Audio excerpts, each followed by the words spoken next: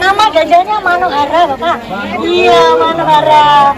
Usianya baru 14 tahun ini. Iya, 14 tahun. Silakan hadiah diberikan ya, motornya ke gajahnya. Iya. Oke.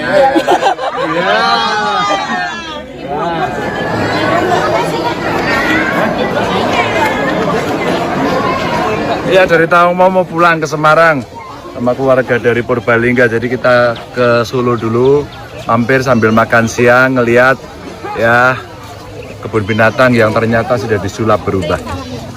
Yang datang banyak, konsepnya juga tadi disampaikan menarik, makin terbuka. Kalau dulu kan binatangnya banyak di penjara gitu ya. Sekarang dibuka dan orang bisa ngelihat secara langsung, bisa berinteraksi. Tapi tetap harus hati-hati, ikuti seluruh perintah dari petugasnya. Terus saja tadi saya ingetin juga pada pengelola kalau perlu dipakai halo-halo, jangan nyampah, sampahnya dibawa, dikumpulkan, ditaruh di tempat sampah. Memang edukasinya harus terus menerus ya. Mudah-mudahan nanti ada yang patroli sampah, dan itu mengedukasi masyarakat ya.